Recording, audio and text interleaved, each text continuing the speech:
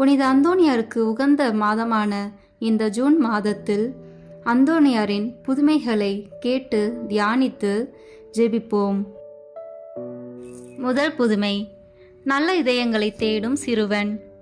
குளிர்கால மாலை வேளை அன்று சிறுவன் அந்தோனியார் வீட்டில் யாவரும் இல்லாத தனிமையில் கதவை தாழிட்டு கொண்டு உள்ளே இருந்தார்.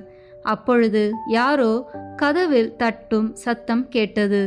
ஓடி வந்து கதவை திறந்தார் நம் அந்தோனியார். கதவின் அருகே 5 வயதே மதிப்புத்தக்க அழகிய ஒரு சிறுவன் நிற்க கண்டார்.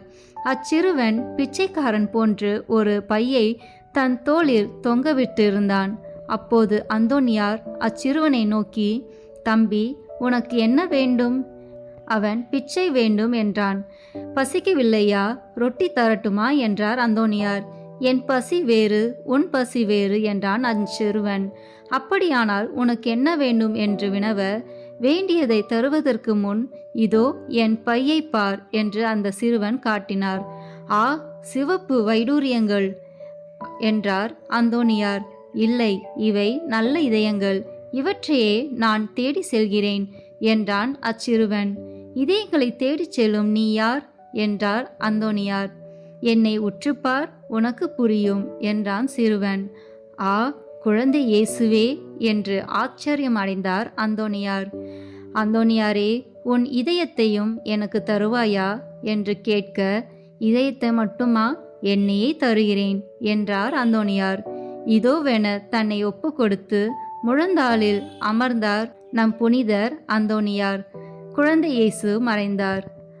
எந்த அளவிற்கு சிறிய பருவம் முதல் இறை அருளை புனித அந்தோனியார் பெற்றிருந்தார் என்பதற்கு இச்சம்பவம் ஒரு சிறந்த அற்புதமாக அமைந்துள்ளது.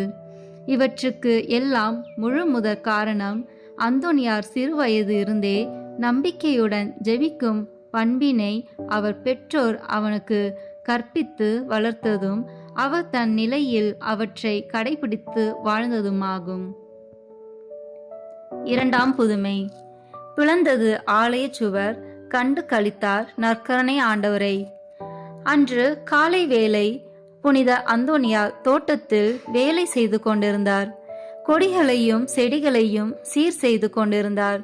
அவ்வேளை தோட்டத்தின் மத்தியில் இருந்த ஆலயத்தில் திருப்பலி நடைபெற்று கொண்டிருந்தது. அப்போது தூயவர் தூயவர் என்னும் இன்பகீத வேளையில் இருந்த அந்தோனியார் இதயத்தை வருட்டியது. பலியின் எழுந்தேற்றத்தை மணியோசை அறிவிக்கவே தோட்டத்தின் மத்தியில் முழந்தாளில் அமர்ந்தவராய் இணைந்தார் திருப்பலியினிலே. திடீரென ஆலய சுவர் புழக்கவே கண்களும் மனமும் குளிர கண்டு களித்தார் நற்கருணை திருரத்த காட்சியை. இதனால் அவர் பேரின்பத்தில் மூழ்கினார். சிறிது நேரத்தில் பின்னர் பிளவுபட்ட சுவர் மீண்டும் மூடியது. நடந்த நிகழ்வு சபை முதல்வரின் செவிக்கு எட்டிய போது அந்தோனியார் வழியாக இறைவன் அநேக பெருமைமிக்க காரியங்களை எல்லாம் இவ்வுலகில் நிறைவேற்ற சித்தம் கொண்டிருப்பதை எண்ணிய அவர் மனம் மகிழ்ந்தார்.